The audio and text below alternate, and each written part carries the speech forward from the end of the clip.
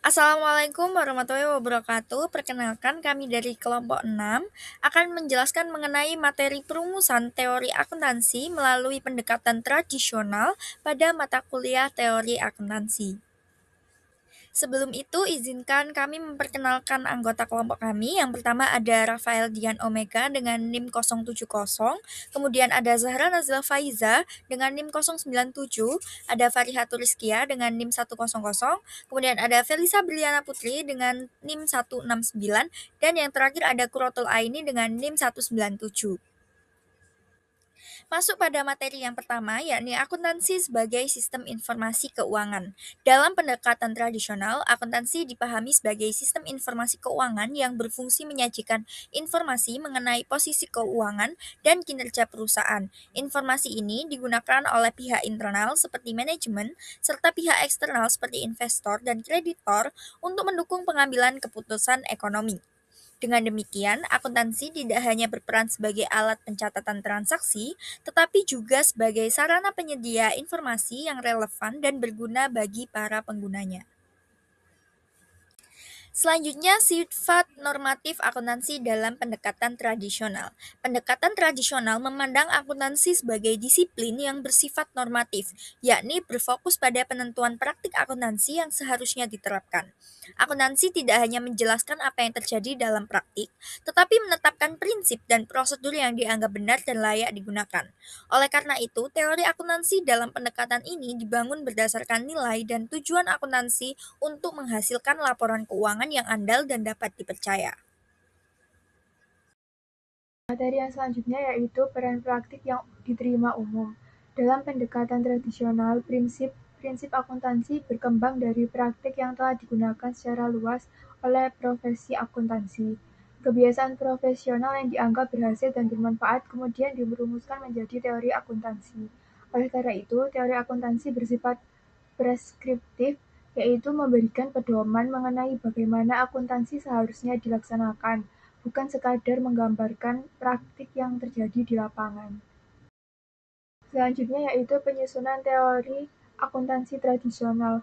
Penyusunan teori akuntansi dalam pendekatan tradisional dilakukan melalui penalaran deduktif. Proses ini dimulai dari penetapan tujuan akuntansi, kemudian diturunkan menjadi postulat, konsep, dan prinsip akuntansi.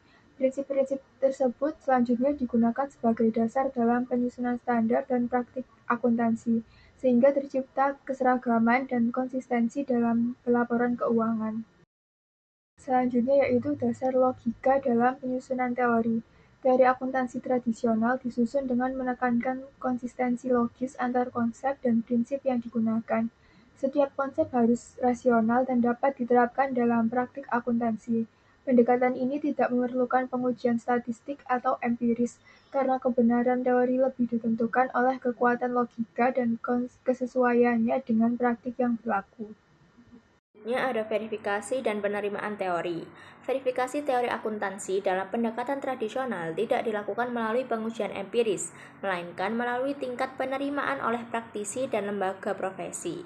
Suatu teori dianggap valid apabila bersifat logis, rasional, dan dapat diterapkan secara luas dalam praktik akuntansi. Oleh karena itu, penerimaan umum dan peran otoritas profesi menjadi dasar utama dalam menentukan kebenaran teori akuntansi tradisional. Materi selanjutnya adalah hakikat teori akuntansi.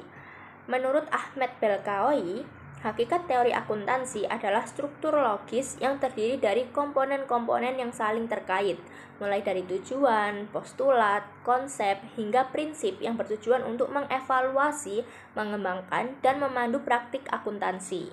Teori ini berupaya menjelaskan, memprediksi, dan menjustifikasi teknik akuntansi untuk menghasilkan laporan keuangan yang bermanfaat bagi pengambilan keputusan pengguna. Selanjutnya, ada poin-poin penting hakikat teori akuntansi menurut Belkaoui. Yang pertama, ada struktur teori akuntansi. Belkaoui menekankan bahwa teori akuntansi bukanlah aturan yang kaku, melainkan kerangka konseptual yang mencakup tujuan, postulat atau konsep, prinsip, dan teknik. Yang kedua, pendekatan berbasis tujuan. Teori akuntansi berfungsi untuk menurunkan tujuan pelaporan keuangan yang terstruktur. Poin penting selanjutnya ada pendekatan deskriptif dan positif. Jadi, Belkaoi mengakui bahwa teori akuntansi tidak hanya merumuskan apa yang seharusnya atau normatif, tetapi juga mencakup pendekatan positif, yaitu memahami dan menjelaskan praktik yang sudah ada. Selanjutnya ada berbasis konsep atau konseptual. Jadi, teori akuntansi itu menggunakan konsep dasar seperti aset, liabilitas, ekuitas, dan pendapatan untuk memodelkan fenomena ekonomi. Dan poin penting yang terakhir ada panduan praktik, di mana teori ini berfungsi untuk merumuskan teknik akuntansi yang konsisten. Selanjutnya, metode dalam perumusan teori akuntansi. Metodologi perumusan teori akuntansi ini melibatkan pendekatan sistematis seperti deskriptif, normatif, positif, dan pragmatis untuk mengembangkan prinsip, standar, dan prosedur akuntansi. Selanjutnya, metode perumusan teori akuntansi ada metode deskriptif atau pragmatis, yakni berfokus pada analisis, penjelasan, dan deskripsi praktis akuntansi yang sedang berjalan saat ini. Pendekatan ini tuh sering menganggap akuntansi itu sebagai sebuah seni. Metode perumusan teori akuntansi selanjutnya adalah yang pertama metode normatif, di mana metode ini tuh menekankan pada norma atau peraturan yang seharusnya diikuti untuk mencapai tujuan laporan keuangan, terlepas dari apakah praktik tersebut dilakukan saat ini atau tidak. Yang kedua ada metode psikologis pragmatis, di mana metode ini tuh mengamati reaksi pengguna laporan keuangan terhadap output akuntansi yang disusun berdasarkan standar atau prinsip tertentu. Yang ketiga ada metode positif, di mana ini tuh menggunakan pendekatan ilmiah untuk menjelaskan dan memprediksi fenomena akuntansi, misalnya manajemen laba, efisiensi pasar, itu berdasarkan data empiris yang diterima umum. Kemudian selanjutnya ada metode perumusan, di mana metode ini itu sering menggunakan pendekatan deduktif, yaitu menarik kesimpulan dari premis umum, atau induktif, yaitu mengembangkan teori dari pengamatan khusus. Dan yang terakhir ada metode regulasi, di mana metode ini fokus pada identifikasi kebutuhan pengguna informasi dan standar yang ditetapkan oleh organisasi profesi. Selanjutnya yaitu pendekatan perumusan teori akuntansi menurut Belkaoi. Menurut Belkaoi itu pendekatan perumusan teori akuntansi itu dibagi menjadi dua, yaitu ada pendekatan informal atau non-teoritis dan juga ada pendekatan teoritis.